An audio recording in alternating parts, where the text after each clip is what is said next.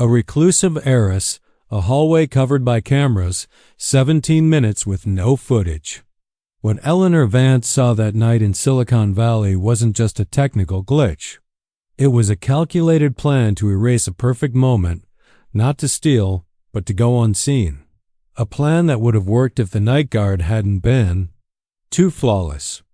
This is the story of how one missing camera changed 2 lives forever. A reclusive tech heiress in Silicon Valley installs a total surveillance system to eliminate all uncertainty, until a night security guard's flawless conduct forces her to realize that trust cannot be calculated, and the deepest secrets aren't hidden crimes but private acts of grace. Camera 31 lost signal at 11:36 p.m. Eleanor Vance stared at the monitoring screen, watching 41 green indicators and 1 red. The portrait corridor 2nd floor, east wing had gone dark. She pulled up the timeline. James Carver, the new night guard, had entered the east stairwell. Camera 32 showed him exiting the west stairwell at 11:54 p.m., exactly on schedule. Expression calm, gait normal. 17 minutes. No visual record. Motion sensors, inactive. Emergency alarms, silent. Wi-Fi logs, empty. The ambient microphone captured nothing but ventilation hum. James returned to his security booth and logged in the shift notebook. All clear. No incidents. Eleanor watched him on camera 3, searching his face for any sign: guilt, satisfaction, nervousness. She found nothing. He'd been in that corridor for 17 minutes, and her system had captured none of it.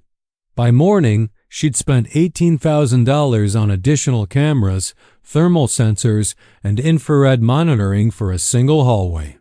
Because Eleanor Vance believed in one absolute truth. When the system fails, someone is hiding something. And she intended to find out what. Eleanor didn't know it yet, but the missing 17 minutes would change what she believed about people. Eleanor learned fear early and thoroughly. At 26, her business partner erased 3 years of her work with forged signatures. At 31, her fiancé vanished with $70,000. At 34, her father died in a hospital where nurses falsified medication logs. Each betrayal taught the same lesson. People lie when they think no one is watching. So Eleanor built a system that never blinked. Her Palo Alto estate became a fortress of visibility.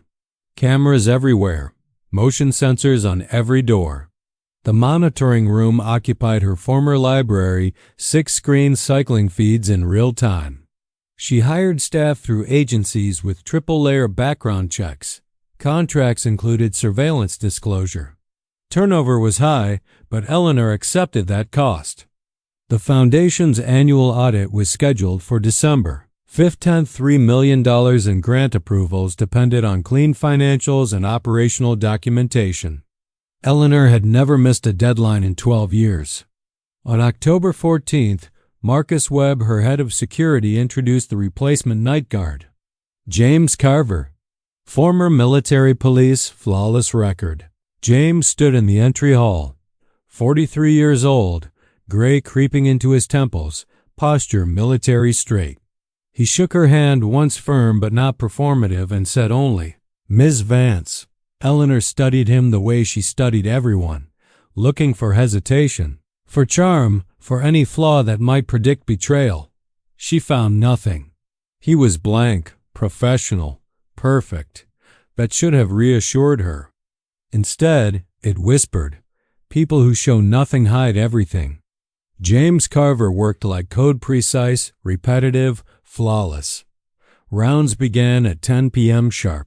Main gate, perimeter fence, garden path, service entrance, ground floor, east stairwell, second floor, west stairwell, security booth. 90-minute intervals. Every night. Exactly. Eleanor watched from the monitoring room, tracking him across screens. He never touched doorknobs with his full hand, always 2 fingers on the edge. He checked his watch at every checkpoint, never early, never late. He avoided looking at cameras, moving as if they didn't exist. Most employees performed for surveillance. They waved, adjusted their pace, became theatrical. James didn't. He moved with the same discipline whether recorded or not. By the second week, she was watching his entire shift. By the third week, she admitted the truth. She was searching for something wrong. On November 2nd at 11:37 p.m., she found it. James entered the second-floor corridor and stopped in front of a portrait.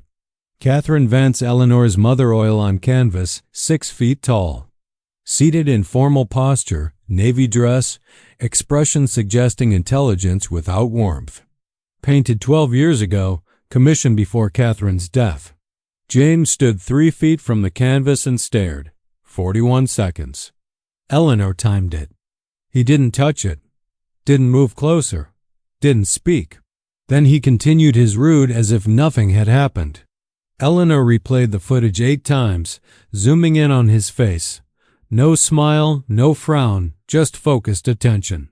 She checked his background file. No connection to Catherine Vance, no overlap, no reason for recognition. Over the next week, it became ritual. Always the same time, always about 40 seconds, always in silence.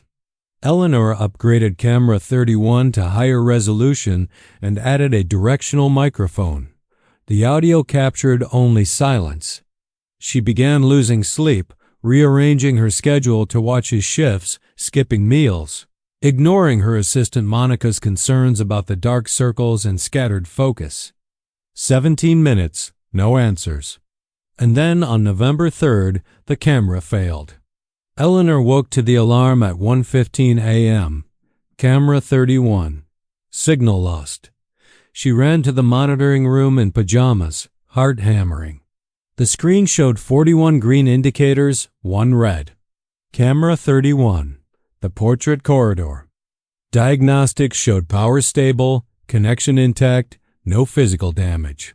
The camera simply stopped transmitting at 11:36 p.m. 1 minute before James's usual arrival time. The timestamp kept running. The hallway was gone. Camera 23 showed him entering the east stairwell. Camera 32 showed him descending the west stairwell 17 minutes later, calm and composed. 17 minutes with no record. If James found a blind spot, it meant he'd done it before. Eleanor checked auxiliary systems frantically. Motion sensors, no alerts. Emergency door, inactive. Wi-Fi logs, no devices. Microphone, ventilation hum only. James had been in that corridor, and her system captured nothing. She spent the rest of the night testing, climbing to the corridor at 2 a.m. and standing in front of the portrait for 20 minutes. Every camera caught her. Every sensor logged her. She called Marcus at 3:30 a.m., repeated the test with identical results. The system worked perfectly with everyone except James Carver. By sunrise, Eleanor had ordered 3 additional ceiling cameras, thermal sensors, and military-grade motion detectors. Installation, 48 hours. Cost, $18,000.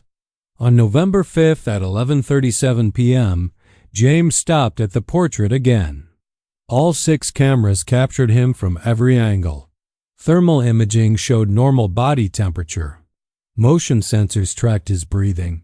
41 seconds of redundant, perfect recording. Eleanor sat in the monitoring room, hands shaking. Where had he been for 17 minutes? Eleanor had built her fortune on controlled tests. On November 8th, she designed one for James Carver. Over 3 nights, she escalated the bait. $500 in cash, then confidential USB drives, then sealed legal documents marked with her mother's name. She placed them near the portrait's open window, cold air seeping in, temperatures dropping to 12 degrees Fahrenheit outside. Every night, James closed the window.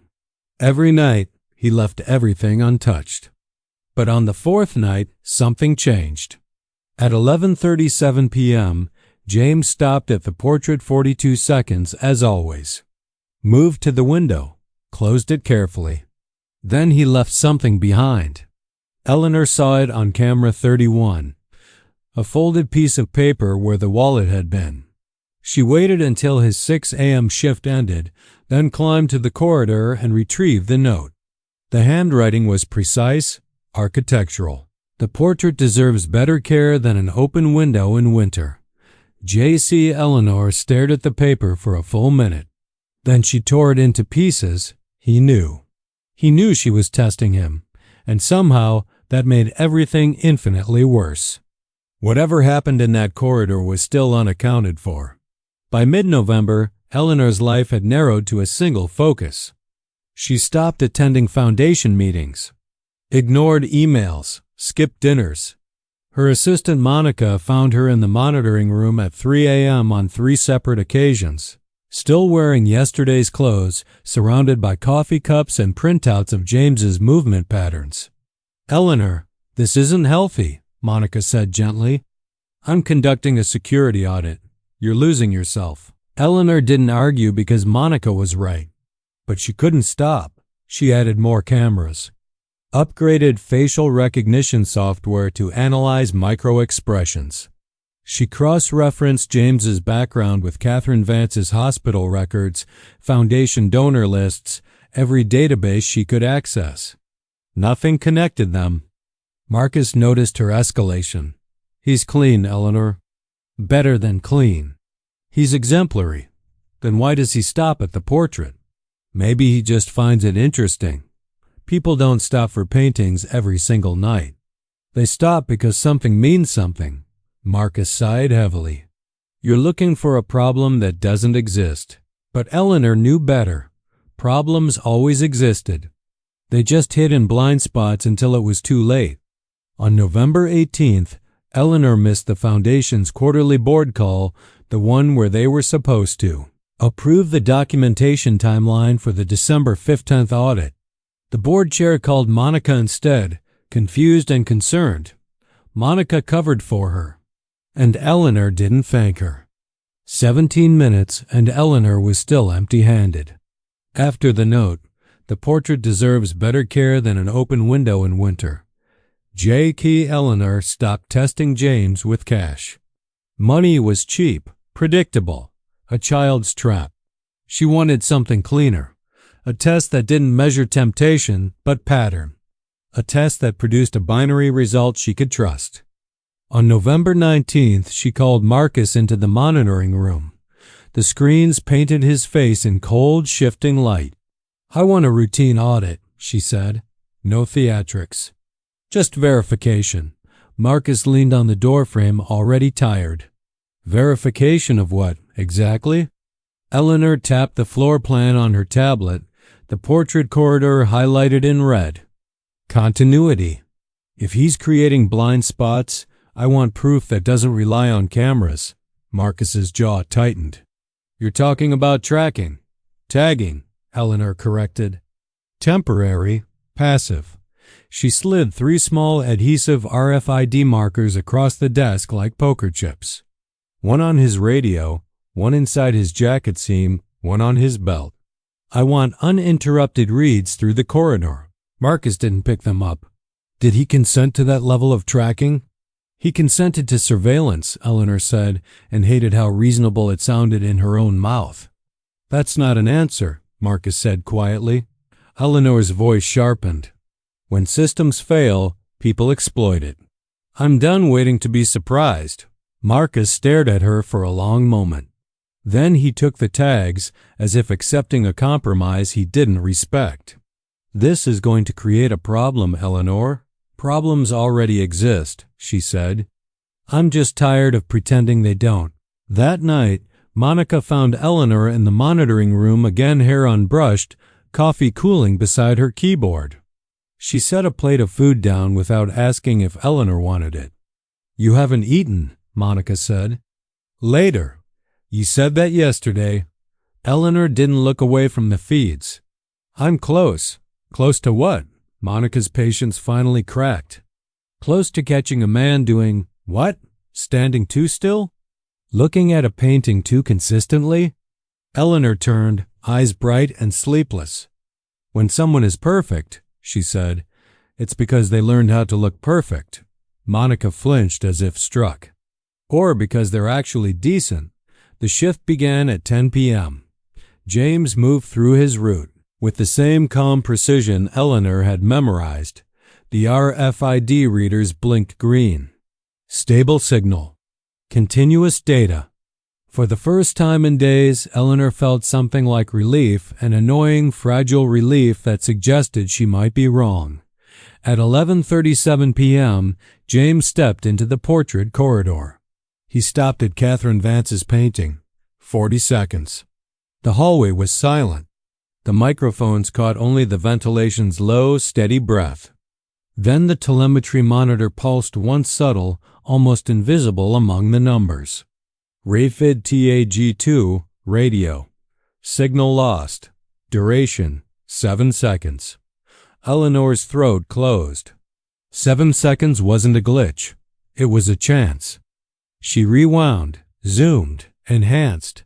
James barely moved. If anything, he looked calmer, as if the absence of signal didn't matter because he had nothing to hide. The signal returned. Green again. The route continued. The shift ended. But Eleanor couldn't let go of those 7 seconds. She replayed them until they stopped being a measurement and became a confession. At 6:05 am, after the day staff arrived, Eleanor walked down to the security booth. James was filing the logbook, posture straight, eyes steady. "Ms. Vance, you turned your radio off in the portrait corridor," Eleanor said. No greeting, no preamble. James didn't blink. "No, ma'am." Eleanor shoved her tablet toward him. The graph expanded so the dip looked like a wound. "Explain this." James studied it the way a professional studies a broken tool. Then he looked up at her, calm in a way that felt almost insulting. "I clipped the radio on the doorway when I turned," he said. He lifted the unit slightly, showing the worn casing. "It's old. The contacts slip sometimes. I can swap the battery in the clip today." Eleanor's voice rose despite herself. "So my system is wrong." "I'm saying equipment fails," James said. "That's why we write reports. That's why we don't assume." The words landed like a slap because they were exactly what Eleanor couldn't do. She leaned in, lowering her voice as if secrecy made suspicion more justified. "If you're doing something in that corridor," James cut her off, not loudly, but firmly. "I don't do anything in your home that I wouldn't do in front of you." For a moment, something shifted in his expression so small most people would miss it. Not guilt, not fear. A kind of restraint, like a door closing softly from the inside. Marcus appeared in the doorway then, drawn by tone if not by sound. "Eleanor," he said, warning heavy in his voice. "Enough." Eleanor looked at Marcus, then back at James, and realized with sudden clarity what she was truly fighting. Possibility that something existed in her house that her surveillance could not touch, not because it was criminal, but because it was private. 3 days after the RFID argument, Monica didn't show up for work. Eleanor called her cell 3 times before finally checking her email. The message was brief, professional, devastating. "Eleanor, I can't watch you destroy yourself anymore. I've accepted a position elsewhere. I hope you find what you're looking for before you lose everything else." Monica Eleanor stared at the email, feeling something hollow open inside her chest. That afternoon, she walked past Monica's desk. It was cleared so cleanly it looked erased. Eleanor had to cover Monica's responsibilities herself. She scrambled to reschedule the missed board meeting. The foundation attorney called twice about documentation for the December 15th audit, his tone shifting from professional to concerned. On the second call, he used the word non-compliance. Eleanor hung up and sat in the empty office, surrounded by files Monica had organized, tasks Monica had managed, systems Monica had maintained. The cost of certainty was becoming visible, and then on December 8th, everything changed. December 8th, 2:14 a.m. Eleanor woke to a different alarm, the building's environmental system, shrill and urgent. She grabbed her phone, pulled up the monitoring grid, and saw James already running. Not walking. Running. Camera 14 showed the north wing utility room. Water spraying from a burst copper pipe, flooding the concrete floor. The temperature had dropped to 19 degrees Fahrenheit. The exposed pipe had split. James reached the room in 47 seconds, assessed the damage, and shut off the main water valve. The spray stopped within 30 seconds. Then Eleanor watched him break into the restricted maintenance cabinet using an emergency override key Marcus had issued without telling her and pull out emergency repair supplies. He wrapped the burst section with industrial sealant tape, secured it with metal clamps, and began mopping standing water with heavy-duty towels. 12 minutes in, it happened. James reached for a jagged section of broken pipe. The metal edge caught his palm, slicing deep. Blood mixed with water on the floor, dark red swirl spreading across concrete. James stopped, looked at his hand, wrapped it tightly in a towel. Then he continued working. Eleanor watched, transfixed, as he spent the next 75 minutes moving through the flooded room in near-freezing conditions. Bloody footprints tracked across the floor. His breathing became visible in the cold. His movement slowed but never stopped. He checked adjacent storage areas for water damage, repositioned equipment, relocked the cabinet. At 4:17 a.m., he resumed his normal patrol route as if nothing had happened. His 6 a.m. shift log read, 214 Amabite failure, north wing. Isolated and contained. Hand injury sustained, no operational impact. Recommend professional inspection. Eleanor zoomed in on footage of his injured hand. The towel wrap was saturated. Based on the wound depth visible in earlier frames, she estimated a 2-inch laceration requiring 12 to 14 stitches. His contract required immediate reporting and hospital evaluation for workplace injuries. He'd violated it. Marcus arrived at 8 a.m. Eleanor called him to the monitoring room and showed him the footage. Marcus exhaled slowly. Jesus, that needs a hospital.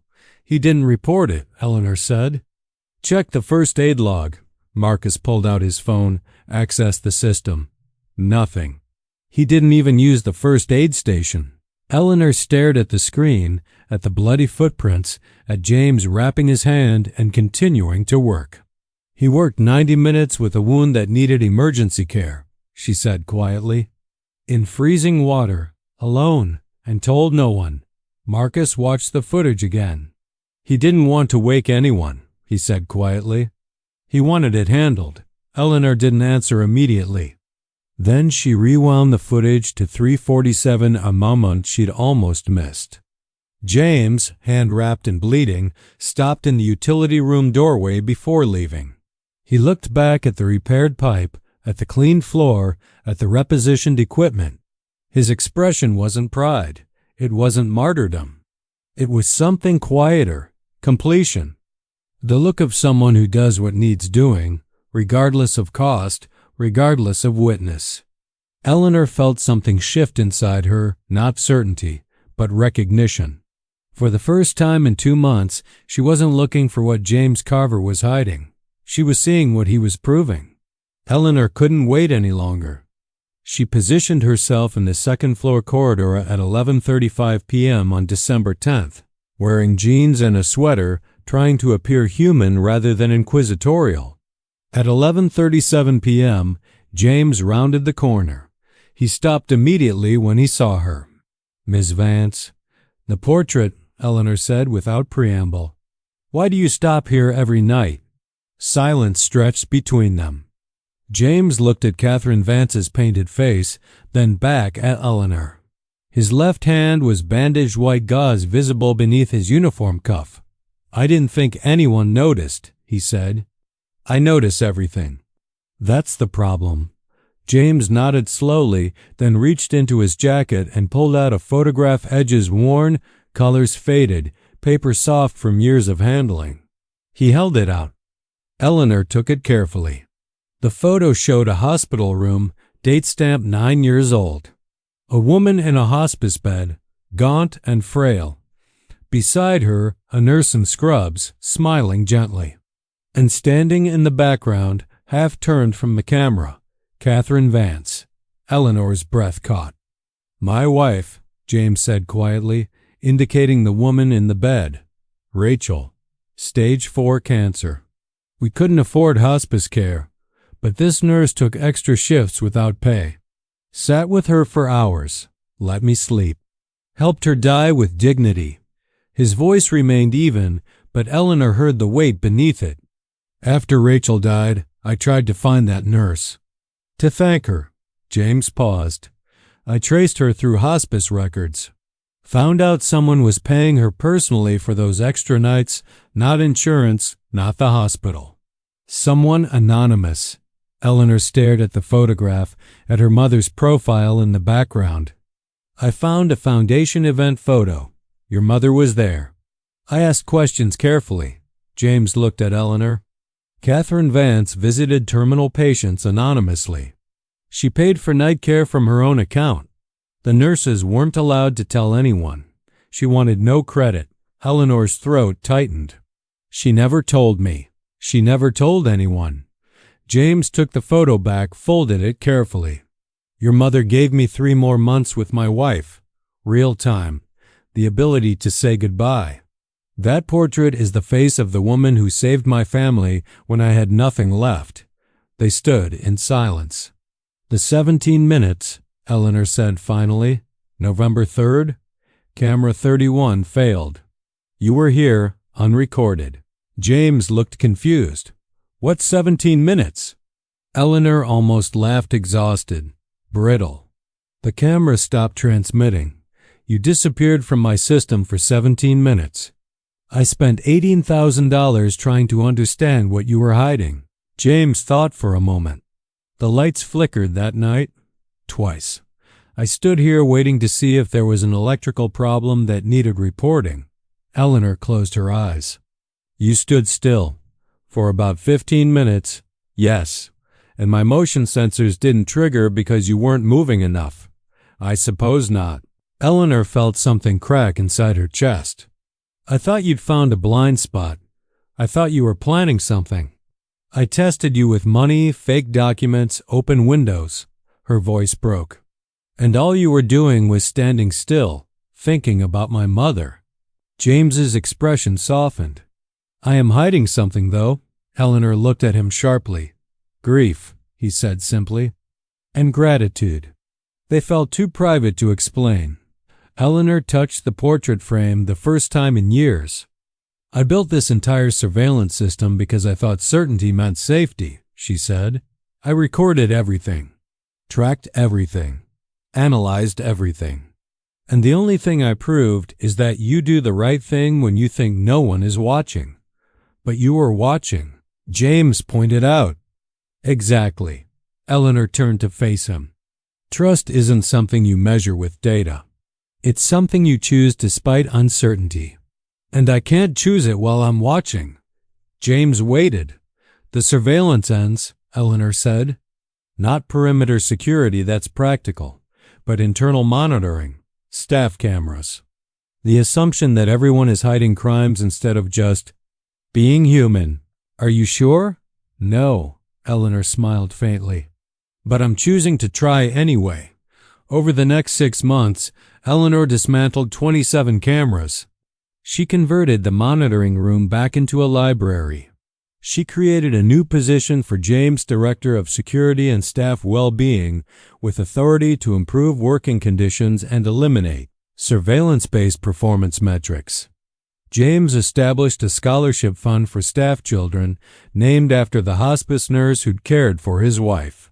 He revised the employee handbook, removing policies that treated employees like suspects. He trained new guards to patrol with respect rather than suspicion. Marcus later explained he'd issued James the emergency override key months earlier for situations exactly like the pipe burst. One line of closure Eleanor accepted with gratitude. 3 weeks ago, James removed the final camera from the portrait corridor himself. Eleanor spent a week researching her mother's anonymous hospital visits. She found records buried in Catherine's personal files, a leather-bound notebook, edges softened with age, pages filled with handwritten notes. The ink had faded to sepia. Eleanor's hands trembled as she turned each page. Terminal patients, names, dates, needs, copies of personal checks made out directly to nurses for supplemental care coordination. No foundation involvement. No tax deductions. No publicity. Then, on a page dated 9 years prior, Eleanor found it. Patient R. Carver, Hospice Wing. Nurse M. Torres requesting additional overnight coverage. Approved personal payment, $180 night for 14 weeks. Patient's husband needs rest. This one matters. This one matters. Eleanor sat in her mother's old study, holding the notebook, tears streaming down her face. Catherine Vance had seen James Carver's desperation and responded not with institutional charity but with direct, human intervention. She'd given him time, privacy, the space to grieve without collapsing, and she'd never mentioned it. Not once. Eleanor called James that evening. "Can you come to the house? I found something." When he arrived, she showed him the notebook entry. James read it silently, his jaw tightening. When he looked up, his eyes were wet. "She wrote, 'This one matters,'" he said hoarsely. "She meant it," Eleanor replied. "My mother wasn't warm. She didn't show emotion easily. But she believed in doing what was right, even when no one would ever know." James nodded, unable to speak. "You've been honoring her every night for months," Eleanor continued, standing in front of that portrait. Thinking about what she did when no one was watching, she paused. "And I've been watching you honor her, trying to find the crime in your gratitude." "You were protecting yourself," James said. "I was imprisoning myself," Eleanor said quietly. 6 months after Eleanor began dismantling her surveillance system, she stood in the second-floor corridor at 11:37 p.m. No cameras watched. No sensors logged her presence. No system archived the moment. James arrived exactly on time, then stopped when he saw her. "Eleanor," he said. "She'd insisted on first names 3 months ago." "You still stop here," she observed. Every night, James moved to stand beside her, both facing the portrait. Footsteps echoed from the east stairwell light, running, young. Sophie Carver burst into the corridor. 10 years old, dark hair in a ponytail, wearing pajamas and carrying a notebook. "Dad, Eleanor, look at my solar panel calculations." Sophie held up the notebook, pages covered in careful diagrams. "Can I show you the math tomorrow?" "It's past bedtime," James said gently, smiling. "I know, but I had an idea." Sophie grinned at Eleanor. "Thank you for the science help." "Anytime," Eleanor replied. Sophie ran back toward the stairs, calling good night over her shoulder. Her footsteps faded. James shook his head fondly. "She's gotten comfortable here. Good. That's what I wanted." The house had transformed. The monitoring room was now a library where Sophie did homework. Staff stayed longer, smiled more, brought their families to foundation events. Eleanor ate meals in the kitchen instead of alone. Eleanor reached up and straightened the portrait frame just a few millimeters. 17 minutes, no footage. And for the first time, Eleanor was grateful. She let the silence sit. James watched, then nodded once. "Some things," Eleanor said, "are meant to happen without a witness." "What would you do if no one were watching?"